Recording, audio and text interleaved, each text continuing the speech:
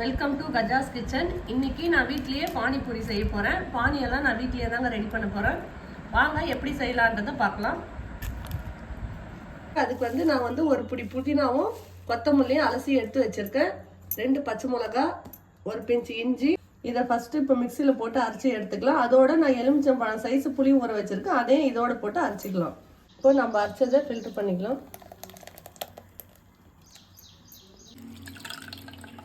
இப்போ இதோட 2 டம்ளர் தண்ணி ஆட் பண்ணிக்கலாம்.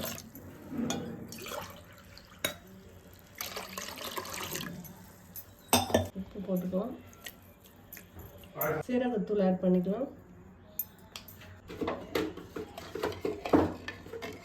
1 பிஞ்ச் பெருங்காயத்தூள்.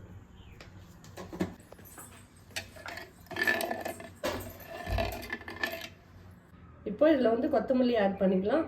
உங்கள்கிட்ட காரா பூந்தி இருந்தால் அது கூட ஆட் பண்ணிக்கலாம். அதுவும் டேஸ்ட்டாக தான் இருக்கும். பானி ரெடி ஆகிடுச்சு. இப்போ பூரிக்குள்ளே வைக்கிற ஸ்டஃபிங் நான் உருளைக்கிழங்கு வேக வச்சு எடுத்து அதில் மிளகாத்தூள், உப்பு, மல்லித்தூள் எல்லாம் போட்டு பிசைஞ்சு எடுத்து வச்சுருக்கேன். ஒரு ஆனியனை பொடியாக கட் பண்ணி எடுத்து வச்சுருக்கேன். இன்றைக்கி பூரிக்கு நான் ரெடிமேட் பூரி தான் வாங்கியிருக்கேன். வாங்க இந்த பூரி ரெடி பண்ணிக்கலாம். எண்ணெய் காஞ்சிச்சு, பூரி போட்டுக்கலாம்.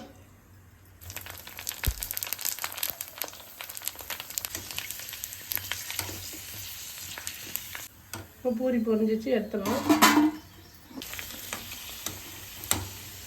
அவ்வளோதாங்க, பூரி ரெடி ஆயிடுச்சு.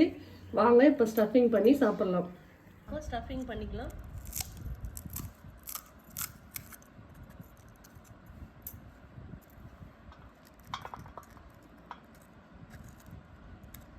இப்போ பூரிக்கெல்லாம் நான் ஸ்டஃபிங் பண்ணி வச்சுட்டேன். அவ்வளோதாங்க, பானிபூரி ரெடி ஆயிடுச்சு. ஹைஜீனிக்காக நம்ம வீட்லேயே பானி ரெடி பண்ணி இப்போ நம்ம செஞ்சுருக்கோம். சூப்பராக இருக்கும். நீங்களும் ட்ரை பண்ணி பாருங்கள்.